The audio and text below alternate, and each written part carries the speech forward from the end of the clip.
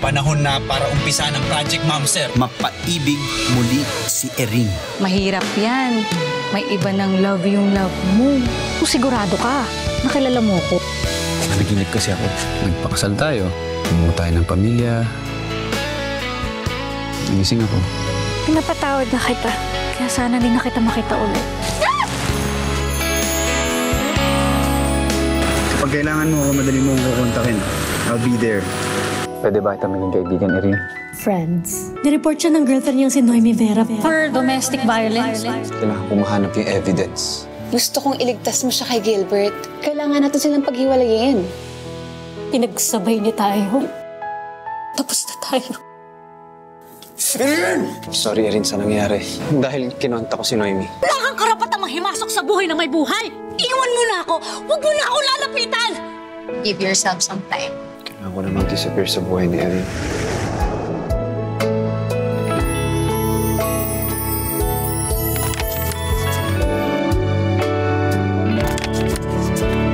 Para sa isa't isa, di ba sinta tayong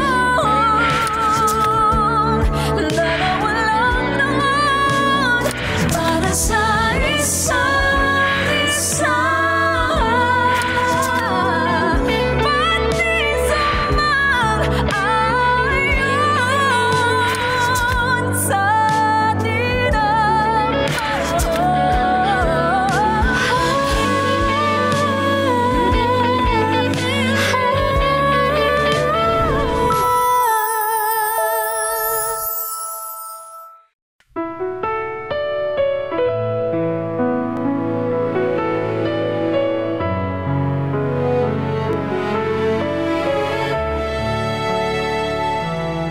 Sa panahon na pinanggalingan mo, ikaw ang nasa gitna ng entabladong yan. Ikaw ang tinitingnan ng lahat.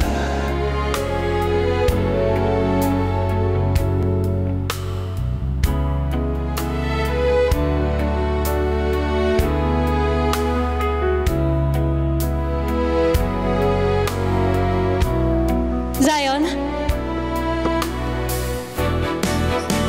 Ma'am, may problema po ba? Wala po manong Paul.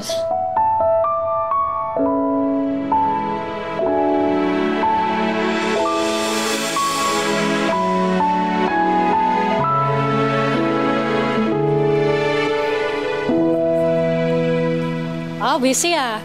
Uy, hi Erin. Ano yan? Oo, pictures to ng mga ganap natin so far this 2015. Yung anniversary shows, behind the scenes, and yung workshop nyo.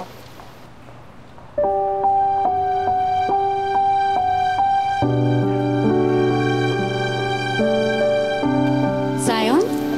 Anong ginagawa niyo sa set ng Fiesta del Cultura? Gusto niya kasi makakuha ng ticket, pero sold out na nung time na yun. So he begged us na kahit ko access man lang daw. Alam mo ba na pinagtrabuhan niya talaga yun? Nagpainting siya dyan, nagkabit siya ng set design para daw dun sa My Love ko niya. Erin Revina, my love ko. Ako dapat mong pakasalan.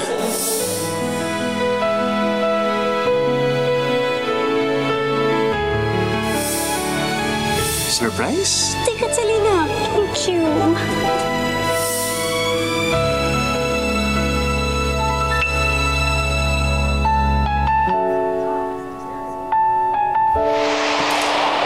Anong ginagawa mo dito? Kuya Z! Kanina pa kita hinihintay. Guys, alam niyo ba? Siya nga pala yung superhero ko. Siya yung nagligtas sa akin na nagpa-practice tayo. Naalala niyo ba yun?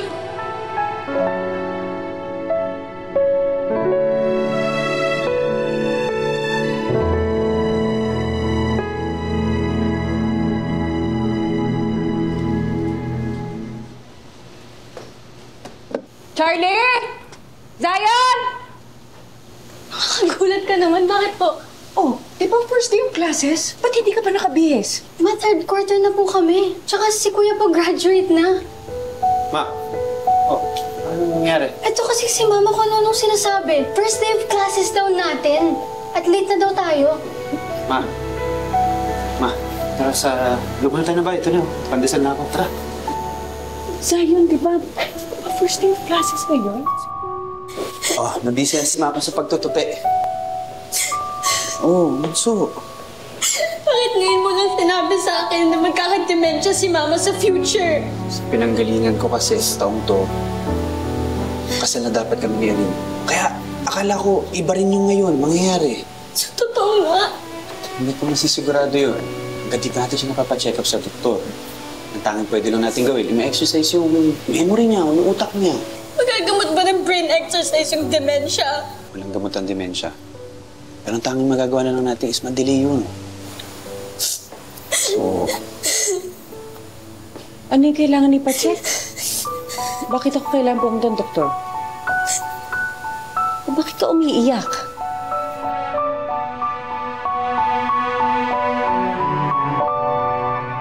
Erin, are you listening? Dad, kung kaya magsinungaling sa akin ni Gilbert, kaya din niya magsinungaling sa'yo. And may tendency din siyang manakit. Saw it with my own eyes. Hintayin ko pa bang saktan niya ako ng pisikal?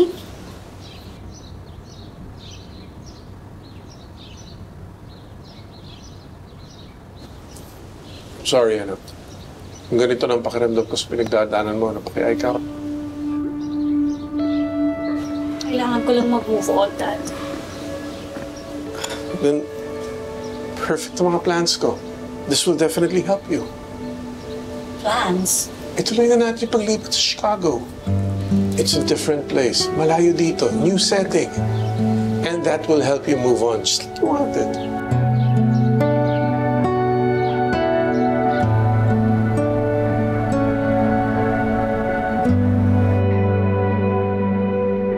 Alam kong nasa lahi namin ang ulyanin, pero hindi ko naman alam na lalalayo ng ganon. Dementia talaga? Gagawin namin ang lahat, okay? Magtutulungan tayong pamilya para kahit papaano mapabagal yung kondisyon mo.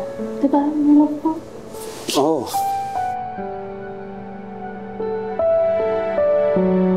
Habang hindi pa ako nakakalimot, gusto kong mapuno ang buhay natin ng mga alaala ng pagmamahala natin. Big wins and small wins. At kapag natuluyan na makakalimot ako, tatandaan niyo yung mga small wins na yun bilang pamilya. Huwag kayo mag-alala. Pinapangako ko na gagawin ko lahat ng mga hindi nagawa ni Papa. Alagaan at protektahan ng mga taong mahal ko.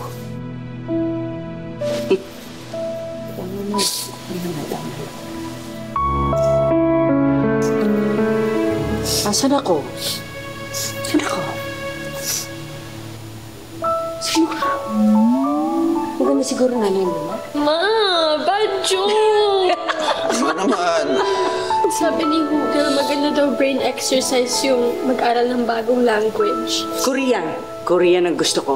Talaga ko ng subtitles. Ako magtuturo ng basic sa'yo, tapos sabay tayo May alam na ako. Annyeonghaseyo! Annyeonghaseyo! Diba?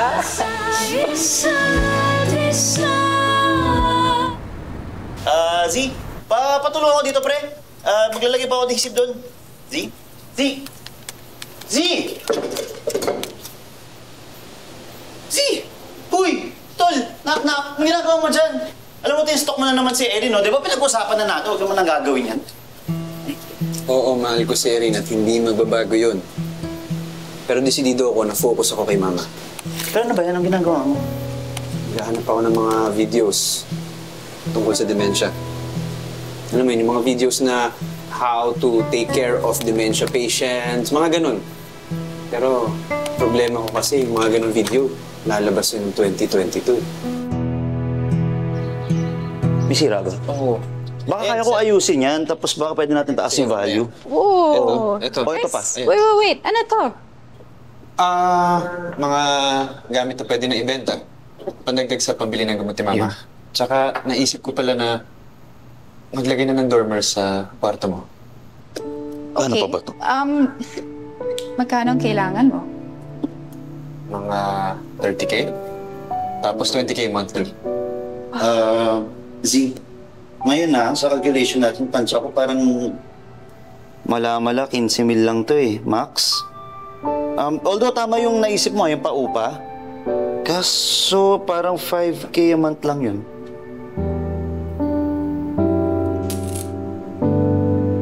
Kung isama ko na kaya to, sobrang siguro to, no? Sigurado ka bang bebenta mo yan? Yan na yung huling alaala mo sa tatay mo. Sigurado ka ba sa gagawin mo? Hindi na rin naman na gumagana. Kahit anong gawin ko, hindi ko siya maayos. Yung sabi nga sa secret step number 4 ng restoration. Kapag hindi mo pa rin magawang maayos ang isang nasirang bagay, may secret step number 4. Matuto kang mag-let go. Kumuha ka ng mga bagong memories gamit ang bagay na ito na magiging kasing halaga ng bibitawan mo.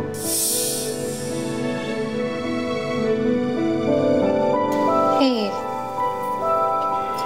you don't have to do this. Pwede kitang tulungan. Camille, hindi ko naman yata kayang manghiram ng pera sa'yo. Tsaka kailangan mo rin yun. Hindi hiram. Tulong. May savings naman ako and I have a lot of extra cash. Pero... Look, you always do this. Ayaw mong humingi ng tulong. Tapos kung ano na lang magawa mo, feeling mo, pwede na. You can always do more with other people's help. All you have to do is ask. And andito lang ako. You don't even have to ask. Tama ka, Camille. Thank you.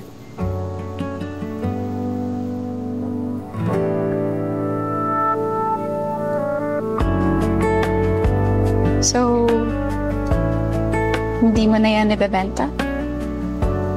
Sabi nga ni Mama, pag di mo na kayang i-restore, panahon na para i-let go. Sa dinami-dami talaga ng Korean tutoring na pwedeng puntahan, dito pa talaga natin dinala si Mama. Eh, ito yung malapit sa atin. Tsaka ito yung mura. Ba't pa ba kumain? May malapit na tapsilugan dyan, oh. May beefsteak pa nun. Very feeling ko, meron naman.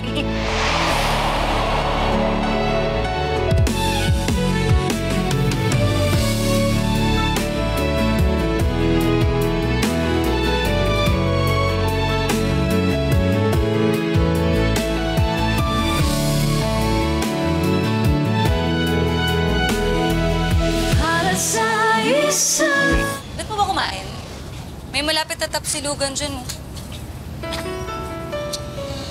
May beefsteak pa nun. Very feeling ko, meron naman.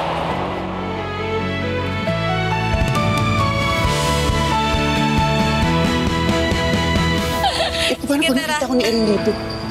Alam mo, masusuntok na naman ako nito eh. Okay yun, para masapak ka ulit. Ano? Ano masapak ulit? Sakit-sakit nga nung isa pa eh. Tsaka sabi mo, di ba dapat magsimula na mag-brain exercise si Mama? O, ito yung gusto niyang gawin, kaya nandito tayo.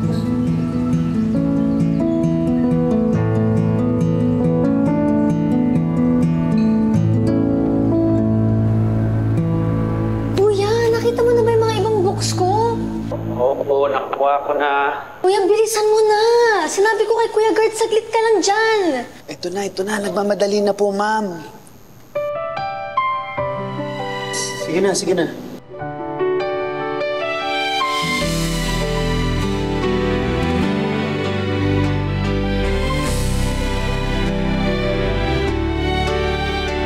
pasensya na po, pero bakit sa dinami-dami ng rooms dito sa school na to, dito pa sila?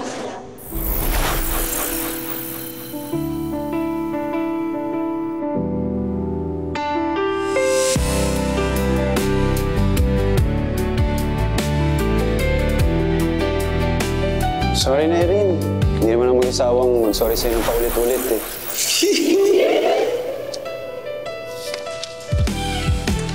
Sorry, Erin.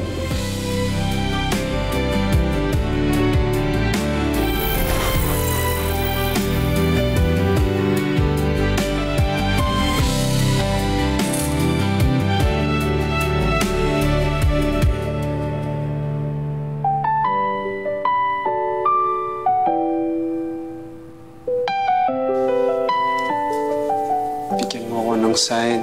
Tama bang i-let go na kita?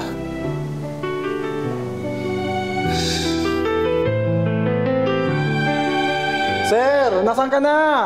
Saglit ka lang daw, ha? Sir!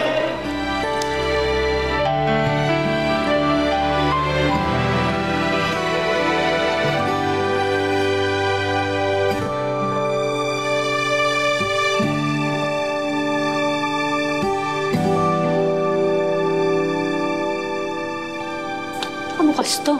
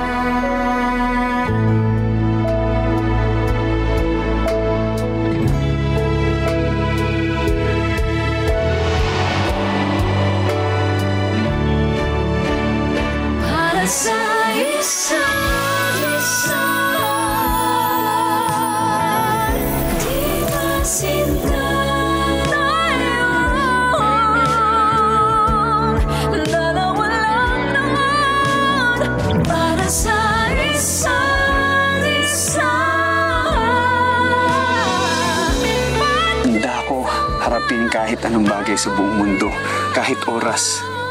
May soulmate ko. May love of my life ko. May Zion ko. Napapanaginipan ko si Zion. Kinasal kami. Yung panaginip niya ay panaginip mo rin? Yes. Salamat. Sakto, kailangan ko na rin kasing ibenta to eh. Diba yan na lang yung naiwan sa'yo ng papa mo? Paano mo nalaman saan galing to? Hindi ko sinabi sa'yo.